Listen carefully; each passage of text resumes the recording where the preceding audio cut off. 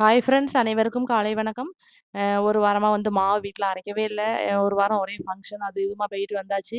So இன்னைக்கும் விட்டோம்னா சரிப்பட்டு வராதுன்னு சொல்லிட்டு மாவ அரைச்சுட்டேன். மாவு வந்து நான் எப்பவுமே கருப்பு உளுந்து தான் போடுவேன். தொளி எடுக்கிறதுக்கெல்லாம் சோம்பறப்படாம போட்டுருவேன். அதுதான் பார்த்தீங்கன்னா, மாவு நல்லா சாஃப்ட்டா வரும். அதே மாதிரி இட்லியும் நல்லா பிள்ளைங்க கூட 2 இட்லி சாப்பிடுவாங்க. மாவு அரைச்சுட்டே வந்து பிள்ளைங்களுக்கும் ஈவினிங்க்கு வந்து ஒரு ஆரஞ்சு ஜூஸ் போட்டுட்டேன். வந்த உடனே ஏதாவது டெய்லி ஒரு ஜூஸ் குடுத்துருவேன். இன்னைக்கு வந்து ஆரஞ்சு ஜூஸ் போட்டாச்சு. வந்த உடனேயும் குடிச்சா தான் அவங்க கொஞ்சம் எனர்ஜெட்டிக்கா இருக்கும். அதே நேரத்தில சைட் பை சைடா மாவையும் தோண்டிட்டேன். தோண்டி வந்து சில்வர் பாத்திரத்தில இப்போ வச்சுருவோம். பிளாஸ்டிக் வேண்டாம் அப்படின்னு சொல்லிட்டு, இப்போ 2, 3 நாளா சில்வர் பாத்திரத்திலேயே வந்து மாவ வந்து ஸ்டோர் பண்ணிட்டேன்.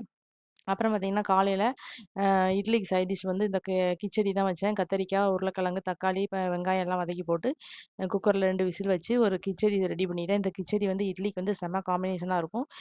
நீங்களும் ட்ரை பண்ணி பாருங்க. இட்லியும் வந்து பார்த்தீங்கன்னா, சூப்பரா வந்துருந்துச்சு. அப்படியே பூ மாரி வந்துருந்துச்சு இட்லி. நல்லா சாஃப்ட்டா இருந்துச்சு.